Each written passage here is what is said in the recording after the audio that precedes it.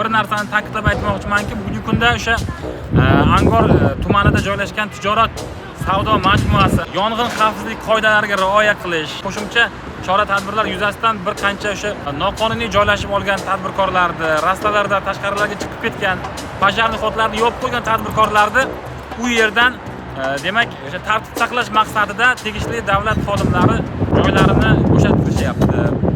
Bu paytda aynan bizning savdo majmuamiz sizlar uchun ochiq maskan, hech qanday pul to'lanmasdan bepul holatda tayyor zamonaviy savdo majmuasi, savdo do'konlari bepul ijaraga beriladi. Sizlarni mana shunday qish kelayotgan chiroyli go'zal qish, yangi yil ayyomlari bilan chin qalbimizdan tabriklagan holda barcha o'sha yerda tadbirkorlik faoliyatini amalga oshira olmayotgan tadbirkorlarimizni kelib Angor Karvonsaroy savdo majmuasiga o'z faoliyatlarini davom ettirishliklariga taklif etaman. E'tiborlaringiz uchun rahmat.